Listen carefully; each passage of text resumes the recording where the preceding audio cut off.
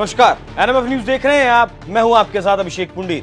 देश में लोकसभा चुनाव होने में 3 महीनों से भी कम का वक्त बाकी है। सभी पार्टियां चुनावों की तैयारियों में जुटी हैं। एक तरफ अकेले मोदी हैं, जिनके चेहरे पर 2019 के चुनाव में बीजेपी ने 303 सीटें जीती थी, तो दूसरी तरफ 28 दलों का एक गठबंधन बना है जो दावा कर रहा है कि इस बार मोदी के विजय रथ को वो रोक देगा। लेकिन इस दावे में कितनी सच्चाई है वो तो चुनाव के नतीजों के बाद ही पता चलेगा। लेकिन मोदी ने विपक्ष के इस एजेंडे की चुनाव से पहले ही हवा निकाल कर रख दी। जी हाँ, सही सुना आपने। एक तरफ बीजेपी ने 5 राज्यों में हुए विधानसभा चुनावों में 3 राज्य जीतकर अपनी तैयारी विपक्ष को दिखा दी, तो वहीं दूसरी तरफ विपक्ष अब तक ये फाइनल नहीं कर पाया है कि कौन सी पार्टी किस राज्य में कितनी सीटों पर चुनाव लड़ेगी। मतलब तकरार अभी भी चल रहा है। लेकिन इसी बीच मोदी ने एक ऐसा मास्टर स्ट्रोक चल दिया जिससे विपक्ष की चूलें हिलने वाली हैं। मतलब हम बात कर रहे हैं विपक्ष के कोर वोटर कहे जाने वाले मुस्लिम वोट बैंक की। बीजेपी ने ऐसा प्लान तैयार कर लिया है जिससे वो मुस्लिमों में अपनी पकड़ मजबूत करने में लगी है।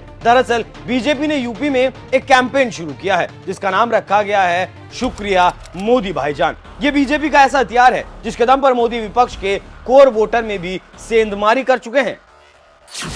शुक्रिया मोदी भाईजान। दरअसल केंद्र सरकार की योजनाओं के जो लाभार्थी हैं उन तक मोदी का संदेश पहुंचाने के लिए यह कैंपेन शुरू किया गया है। इस कैंपेन में भी मुस्लिम बहनों के लिए एक अलग टैगलाइन दी गई है। टैगलाइन दी गई है, न दूरी है न खाई है, मोदी हमारा भाई है। इस कैंपेन के जरिए मुस्लिम महिलाओं को मोदी सरकार के किए गए कामों के बारे में बताया जाएगा और उन्हें यह भी समझाया जाएगा कि उन्हें आखिर बीजेपी को वोट क्यों देना चाहिए। और इस सम्मेलन की शुरुआत जनवरी के दूसरे हफ्ते में बरेली से कर दी जाएगी। ये दोनों टैगलाइन इसलिए दी गई हैं क्योंकि विपक्ष लगातार मोदी के नाम से, बीजेपी के नाम से मुस्लिमों को डराकर उनका वोट लेता आया है और सत्ता की मलाई भी खाता आया है। लेकिन 10 साल से ये लोग सत्ता से दूर हैं और अब सत्ता चाहते हैं। दूसरी तरफ मोदी इन्हें सत्ता से दूर रखना चाहते हैं। बीजेपी चाहती है लाभार्थियों का साथ।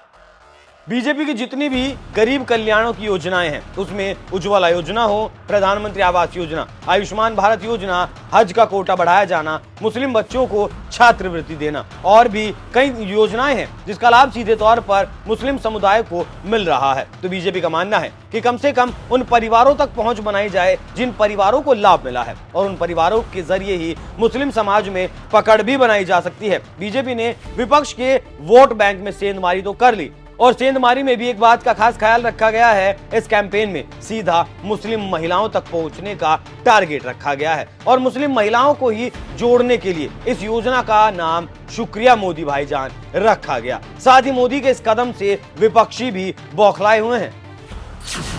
विपक्ष में बौखलाहट। मोदी के इस मास्टर स्ट्रोक से विपक्षी बौखलाए हुए हैं। सपा सांसद शफीकुर रहमान बर्क ने कहा है कि ये मुस्लिम औरतों के खिलाफ है। हम किसी के मोहताज नहीं हैं। हम अपनी औरतों को समझाएंगे कि किसी के कहने पर वो वोट ना दें। अब बर्क विपक्ष में बैठे हैं तो इतना बोलने की तो उनसे उम्मीद की ही जा सकती है। लेकिन जो लाभ गरीबों को मिल रहा है बर्क उसे तो झुठला नहीं सकते, आंकड़े नहीं बदल सकते। वहीं बर्क के बयान के बाद बीजेपी के अल्पसंख्यक मोर्चा के अध्यक्ष कुंवर बासित अली ने बर्क जैसे नेताओं को आईना दिखाया है। बासित अली ने कहा है, मुस्लिम महिलाओं को बड़ी संख्या में मोदी की योजना का लाभ मिला है जिस कारण से वो पार्टी से जुड़ रही हैं। शुक्रिया भाईजान उनका पीएम मोदी के प्रति सम्मान। शुक्रिया मोदी भाईजान के जरिए इन लाभार्थियों को पीएम मोदी के काम से जोड़ा जाएगा। 2.5 करोड़ से ज्यादा यूपी में केवल मुस्लिम ही लाभार्थी हैं। बड़ी संख्या में मुफ्त राशन लेकर शौचालय, पीएम आवास योजना, आयुष्मान भारत, हर घर नल तमाम योजना से जोड़ा गया है।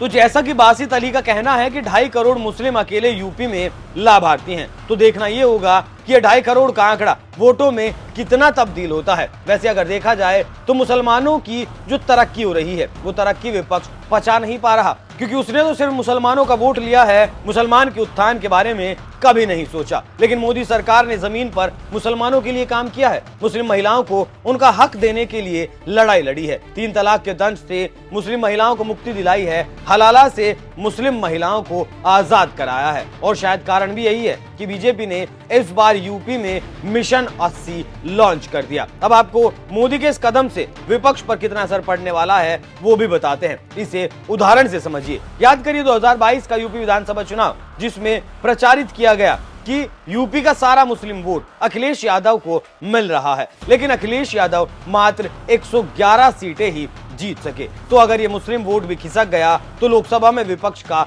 क्या होगा, क्योंकि यूपी का मुस्लिम वोट सपा बसपा और कांग्रेस के पास बटा हुआ है और अब इसमें बीजेपी ने भी सेंधमारी कर ली। और अगर एक और उदाहरण से समझे तो कर्नाटक के विधानसभा चुनाव में मुस्लिम वोट काफी हद तक कांग्रेस को मिला था, तेलंगाना में भी काफी हद तक मुस्लिम वोट कांग्रेस को ही मिला। तो अगर समाजवादी पार्टी का पिछले चुनावों में हाल देखकर अगर सपा के वोटर ने पलटी मार ली और वो कांग्रेस की तरफ खिसक गया तो सपा का तो सफाया पक्का है। और कांग्रेस के पास यूपी में कोई खास जनाधार नहीं है, तो अगर उसे मुस्लिम वोट मिल भी जाता है तो कुछ खास कमाल नहीं कर सकती, क्योंकि मौजूदा वक्त में कांग्रेस के पास केवल लोकसभा में एक सीट है। तो यूपी की डगर विपक्ष के लिए पहले से मुश्किल थी, अब मोदी ने उसमें कांटे बो दिए। अब इन कांटों को विपक्ष कैसे पार कर पाएगा, कर भी पाएगा, या फिर 2019 से भी बुरे हाल में वो चला जाएगा, वो देखना दिलचस्प होगा।